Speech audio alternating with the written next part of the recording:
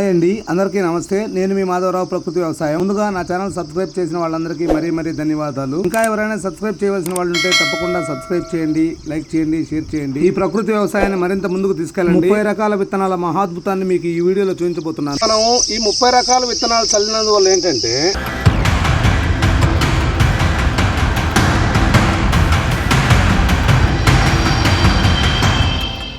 ఇది దేనికి సాధ్యం కాదండి. మెగ్నీషియం, ఫాస్ఫరస్, పొటాషియం, కాల్షియం ఇవన్నీ అందాలంటే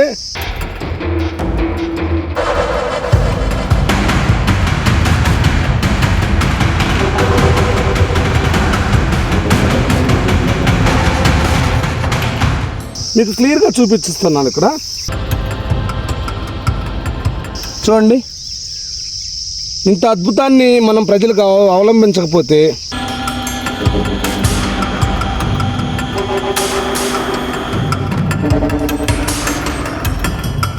ప్రతి ఒక్కరోజు కూడా మా ఆవుల్ని, గేదెల్ని అన్నిటిని కూడా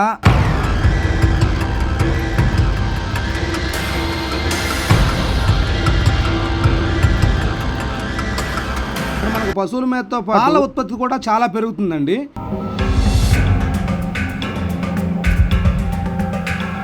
మన పశువులు మంచి ఆరోగ్యంగా కూడా ఉండటం నేను చూస్తున్నానండి.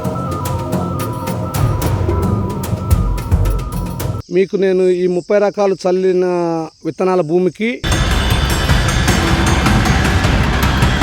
కెమికల్ వ్యవసాయం చేస్తూ చల్లని భూమికి వ్యత్యాసం కూడా నేను మీకు క్లియర్గా చూపిస్తాను.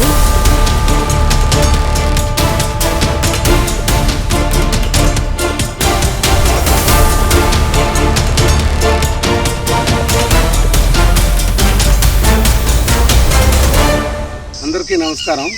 నా పేరు మాధవరావు. నేను గత 12 సంవత్సరాల నుంచి, ఈ 12 సంవత్సరాలు పూర్తయిందండి. ఇది 13వ సంవత్సరంలో అడుగుపెట్టాను. ఈ 13 సంవత్సరాల ప్రకృతి వ్యవసాయంలో నేను అనుభవించింది మీతో ఒక 2 నిమిషాలు చేసుకుందాం అనుకుంటున్నాను. మీకు పదే ఈ PMDS 30 రకాల విత్తనాలు దాని గురించి ఎందుకు చెప్తున్నానంటే, మనకి రాబోవు విపత్తుల నుండి కావచ్చు, లేదా భూతాపాన్ని తగ్గించుకోవడానికి అనుకోవచ్చు, ఇంకోటి మైక్రో న్యూట్రియంట్స్ పెరగడానికి అనుకోవడానికి కావచ్చు, లేదా పశు సంపదకి మేతగా కావచ్చు, భూ సేంద్రియ కర్బనాన్ని పెంచేదానికి కావచ్చు, వీటన్నిటికీ ప్రత్యామ్నాయంగా మనం చేసుకోవాలి అంటే ఖచ్చితంగా ఈ 30 రకాల విత్తనాలు చల్లాల్సిందే. లేకుంటే మనకి వేరే ఆప్షన్ అనేది గతంలో ఉండేది. ఏది జీవామృతం అనుకోండి, మన పాలేకర్ గారి విధానంలో ఒక విధంగా చెప్పుకోవాలంటే ఇది కూడా మన పాలేకర్ గారి విధానం అనే చెప్పుకోవాలి. అయితే ఏంటంటే అక్కడ మనం ఒక 6 సంవత్సరాల ప్రణాళిక చేయాల్సి ఉంటుంది ఈ ప్రకృతి వ్యవసాయంలో. ఇక్కడికి వచ్చేసరికి ఏంటంటే అదే పద్ధతిని అనుసరిస్తూ మీద పిచికారీలు, అంటే మనం పంట వేసిన తర్వాత మీద చేసే పిచికారీలు కావచ్చు, ఈ జీవామృతం ఇచ్చే ప్రక్రియలో సూక్ష్మ పోషకాలు, స్థూల పోషకాలు పెంచే విధానంలో కావచ్చు, వీటన్నిటికీ ప్రత్యామ్నాయంగా ఏంటంటే ఇది ఒక 3 సంవత్సరాల ప్రణాళిక అండి, ఈ 30 రకాల విత్తనాలు చల్లడం అనేది. దాని గురించి ఒక 2 మాటలు చెప్దామని మీ ముందుకు వచ్చాను. మనం ఈ 30 రకాల విత్తనాలు చల్లినందువల్ల ఏంటంటే, ఇక్కడ మీరు గమనిస్తే ఇది చూడండి, ఇది 40 రోజుల పంట ఇప్పుడిప్పుడే పూతకొస్తుంది. ఇక్కడ రూట్స్ చూసుకుంటే కన్నా మీరు ఇక్కడ చూడండి, మీరు ఎంత అద్భుతంగా ఈ మట్టి అనేది గుళ్ళపారటం చూడండి. ఇది దేనికి సాధ్యం కాదండి. మామూలుగా ఏంటంటే మనం జీలగా, జనుము, అలసంద, జొన్న, మొక్కజొన్న 4-5 రకాలు చల్లితే ఏంటంటే 4-5 రకాల పోషకాలు మాత్రమే మనకు భూమికి దొరుకుతాయి. కానీ ఇక్కడ ఏంటంటే మనం అవలంబించే పద్ధతి మన EVC గారి ఆధ్వర్యంలో, విజయ్ కుమార్ సార్ గారి ఆధ్వర్యంలో జరిగేది ఏంటంటే, ఈ 30 రకాల విత్తనాలు చల్లినందువల్ల ఏంటంటే 30 రకాల పోషకాలు, అంటే ఇప్పుడు మనకి నత్రజని అనుకోండి, మెగ్నీషియం, ఫాస్ఫరస్, పొటాషియం, కాల్షియం ఇవన్నీ అందాలంటే ఏదో 1-2 రకాలు చల్లితే మనకు సరిపోదండి. అదే ప్లేస్లో ఎకరానికి 15 నుంచి 20 కిలోలు మనం కానీ ఈ 30 రకాల విత్తనాలు చల్లుకోగలిగితే భూమి స్వభావం ఎంత గుళ్ళమారిందో చూడండి. ఇది గతంలో పూర్తిగా చౌడు భూమి, మాది పూర్తిగా చౌడు భూమి అండి. ఈ PMDS 30 రకాలు 15 నుంచి 20 కిలోలు చల్లిన తర్వాత మీకు క్లియర్గా చూపిస్తున్నాను. ఇక్కడ చూడండి ఇక్కడ గోంగూర ఉంది, అలసంద, మొక్కజొన్న, అదిగోండి జొన్న అక్కడ, ఇవన్నీ కూడాను రకరకాలు ఉన్నాయి. ఇక్కడ చూడండి, మీ కళ్ళ ముందు నేను దీన్ని రిలీజ్ చేస్తాను. ఒకసారి చూడండి క్లియర్గా. చూడండి ఎంత అద్భుతమైందో మట్టి గమనిస్తే. చూడండి, ఇంత అద్భుతాన్ని మనం ప్రజలకు అవలంబించకపోతే మనకి ఇక నెక్స్ట్ మనుగడ లేదండి. చూడండి, ఇప్పుడే బ్యాక్టీరియా రిలీజ్ అవుతుంది. ఈ బ్యాక్టీరియా రిలీజ్ అయ్యేటప్పుడు ఏంటంటే మనం భూమిలో కలిగి ఉంటాం. మేము ఈరోజు రేపు కలిగి ఉంటాం. ఇప్పటిదాకా మనం పశువులు కూడా మేపుకుంటున్నాము. మీకు చూపిస్తాను. ఈ 30 రకాల విత్తనాలు చల్లిన తర్వాత ఒక 30 రోజులు చక్కగా పెంచి కంటిన్యూగా ప్రతి ఒక్క రోజు కూడా మా ఆవుల్ని, గేదెల్ని అన్నిటిని కూడా మేము పొలానికి తోలుకెళ్ళి ఇలా చక్కగా మేపుకోవడం జరుగుతుంది. అట్ ది సేమ్ టైము ఇక్కడ మనకి ఒక మంచి ఆలోచన కూడా రావాలి. ఎందుకంటే ఇక్కడ మనకు పశువుల మేతతో పాల ఉత్పత్తి కూడా చాలా పెరుగుతుందండి. ఎందుకంటే మనం ఈ PMDS ఈ 30 రకాల విత్తనాలు పశువుల మేతగా మేపిన తర్వాత మనకి కనీసం 20% పాల దిగుబడి పెరిగింది. దీన్ని నేను క్లియర్ గా చూస్తున్నాను. అంతేకాకుండా మన పశువులు మంచి ఆరోగ్యంగా కూడా నేను చూస్తున్నానండి. ఇలాంటి మేతను మనం ఒకే రకం పశువుల మేత కోసుకొచ్చి కట్టేసి పూర్తిగా ఆ ఒకే ప్లేస్ లో ఉండి మేపుతుంటే ఇన్ని రకాల పోషకాలు దొరకవు కదా. ఇది మనకు క్లియర్ గా తెలిసిన విషయం. ఇంకోటి, ఈ 30 రకాల విత్తనాలు 30 రకాల గడ్డి ఉంటుంది కాబట్టి భలే ఇష్టంగా కూడా, అంటే తనకు ఏదైతే నచ్చుతుందో అదే తీసుకోవడం జరుగుతుంది. ఈ 30 రకాల విత్తనాలు చల్లినందువల్ల మన రైతుకి ఒక ఎకరాకి మనం చల్లే 15-20 కిలోలు 8 టన్నులు ఎరువులతో సమానంతో పాటు దానితో పాటు అదనంగా ఒక 2 నుంచి 3 టన్నులు మనం గడ్డి మేపుకోవడం జరుగుతుంది కాబట్టి మనకి ఇది అదనంగా కూడా వచ్చిన ఆదాయం. దానితో పాటు అధిక ఆరోగ్యం, అధిక పాల దిగుబడి, అదే సమయంలో కలుపు తక్కువ. ఇన్ని రకాల ఉపయోగాలు ఉన్నప్పుడు మన రైతు తప్పకుండా ఈ 30 రకాల విత్తనాలు చల్లుకోవాల్సిన బాధ్యత మన మీద ఉంది. ఈ వీడియోలో మీకు నేను ఈ 30 రకాలు చల్లిన విత్తనాల భూమికి సాధారణంగా కెమికల్ వ్యవసాయం చేస్తూ చల్లని భూమికి వ్యత్యాసం కూడా నేను మీకు క్లియర్గా చూపిస్తాను. ఇక్కడ పెంచిన మొక్కలు కూడా ప్రతి ఒక్కటి మీకు ఒక్కొక్కటిగా వివరిస్తాను. చూడండి, ఇక్కడ వంగ మొక్క ఎంత చక్కగా వచ్చిందో. మనం దీని నుంచి క్రాప్ తీసుకున్నప్పటికీ మనం దీన్ని వేసినందువల్ల ఏంటంటే దానికి సంబంధించిన పోషకాలు మనం ప్రధాన పంటకు అందుతాయి. ఇక్కడ చూడండి, పెసర మొక్క ఎంత చక్కగా వచ్చిందో. ఇక్కడ చూడండి, మినువులు, అలసంద కూడా చాలా ఇంకా చక్కగా పాకుతుంది.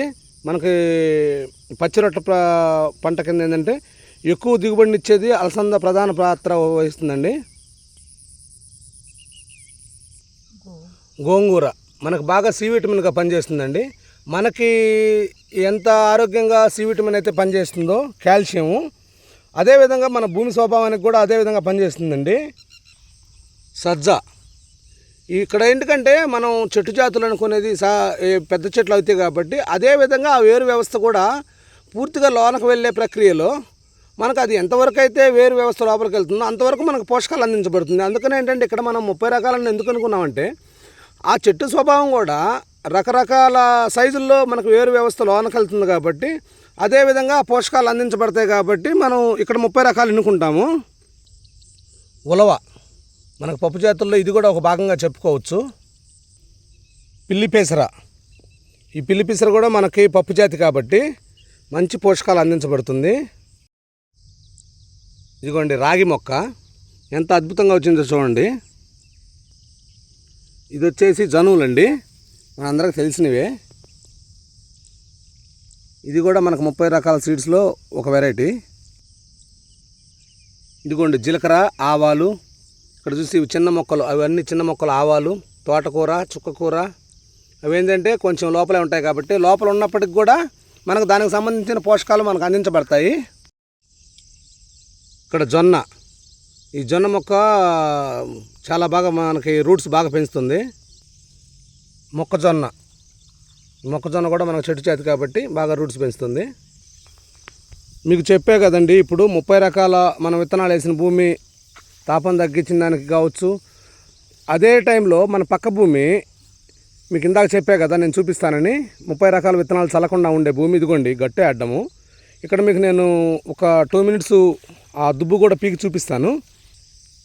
మన భూమి ఎంత గ్రీనిష్గా ఉంది, ఎంత పోషక విలువలతో కూడి మట్టి స్వభావం ఎంత బాగుంది. ఇక్కడ చూడండి, అదే టైంలో దుబ్బు బాగా పీకు బాబు, పీకు. దా తీసుకురా. ఇక్కడ కూడా చూడండి, ఇందాక మనం పీకినందువల్ల ఎంత మట్టి వేరు వ్యవస్థతో పాటు వచ్చిందో ఇక్కడ చూడండి. అంటే ఇక్కడ పూర్తిగా అది బండలాగా తయారైపోయింది. ఈ భూమి మనం కాంక్రీట్ వేసి సిమెంటు ఎలా అయితే కాంక్రీట్ వేస్తామో అలాగ ఇక్కడ చూడండి, నేను కూడా పీకుతున్నాను. చూడండి, ఏం లేదు. అంటే ఇది ఎంత దరిద్రమో మనం కూడా కొంచెం ఆలోచించాలండి.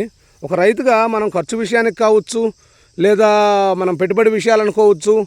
అదే టైంలో మనకి కలుపు వ్యవస్థ కూడా తగ్గుతుంది. కాబట్టి మనం ఈ 30 రకాల విత్తనాలు అనేది ఖచ్చితంగా తీసుకోవాలి. మామూలుగా ఆరోగ్యంగా ఉన్న భూమి అయితే మనం ఆ కొయ్యకాలు అంటాం కదా, వరి కోసిన తర్వాత దుబ్బు పట్టుకుంటే ఆ దుబ్బు బాగా గట్టిగా మట్టి కూడా రావాలండి, దానికి సంబంధించిన ఆ వేరు వ్యవస్థతో పాటు. కానీ ఇక్కడ మీరు గమనిస్తే అసలు ఏమీ రాలేదు.